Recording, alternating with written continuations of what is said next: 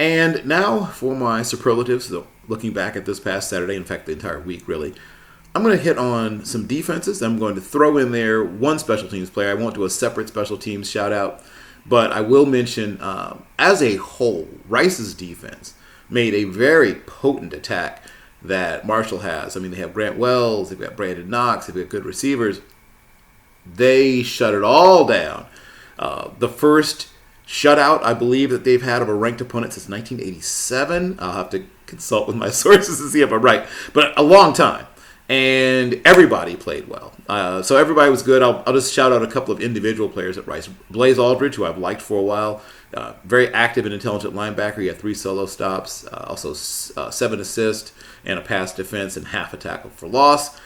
They had one of their defensive backs, Naeem Smith, had a pick 6. And DeBraylon Carroll, who I've decided is at least an adopted cousin, if not a cousin by blood. But DeBraylon Carroll had a very good game, and he's just a sophomore, I believe.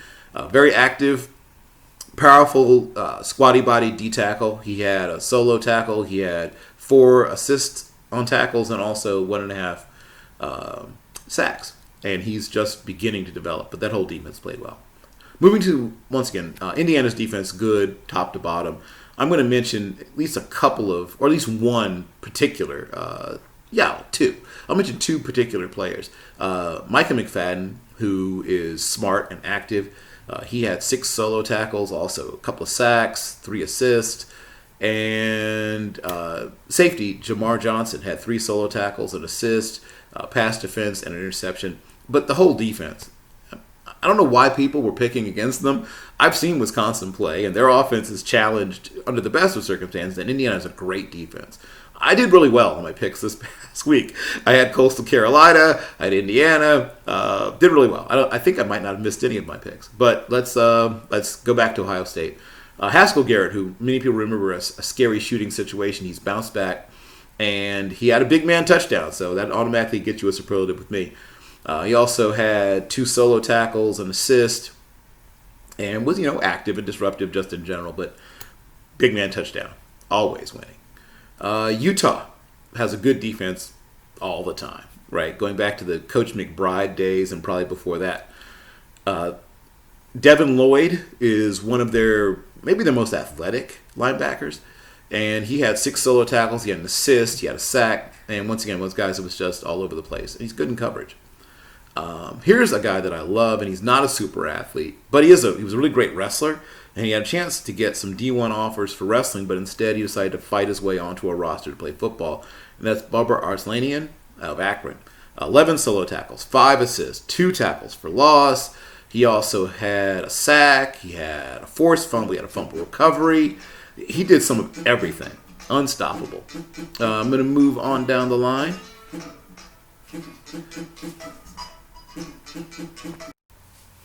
Iowa State has a very good defense. Jaquan Bailey, a bunch of guys, but the guy that really caught my eye most recently was Will McDonald IV, who, sounds like maybe a cast member on SNL, but he was making nobody laugh on the other team, certainly.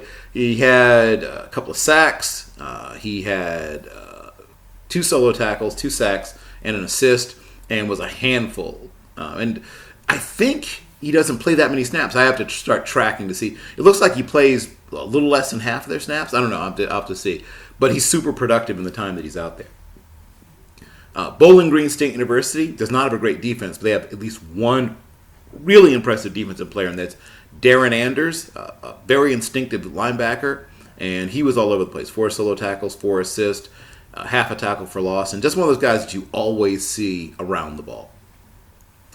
I mentioned Indiana, and they have a terrific defense.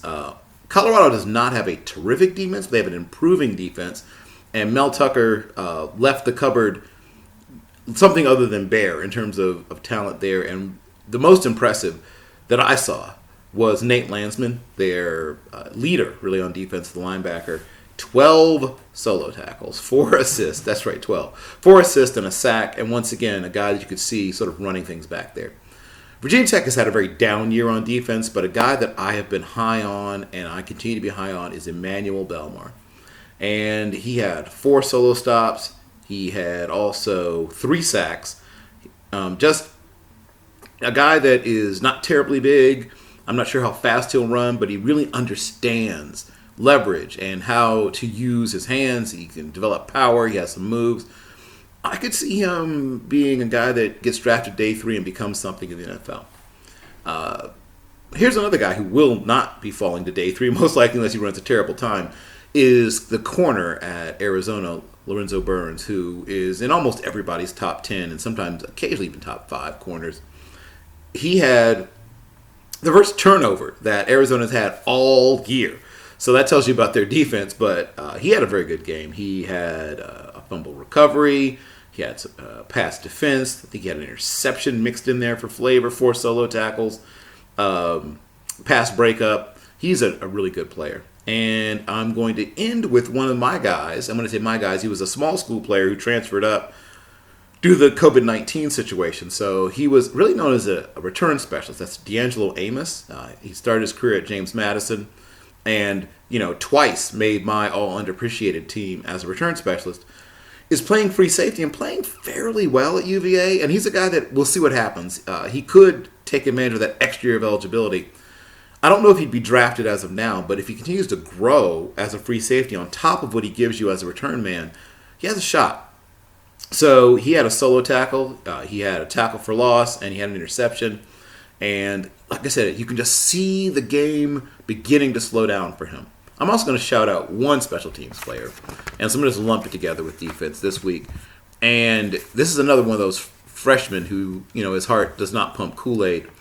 And Harrison Mevis, the place kicker for Missouri, really was as important as anybody to winning that game. He had 5 out of 5 from 51, 29, 37, 40, and 32 yards, including the walk-off game winner. And, we don't usually think of place kickers as tough guys, but this is a tough guy place kicker. So Pat McAfee for the brand. Those are all of my Saturday superlatives, posting them obviously on a Sunday. Thank you.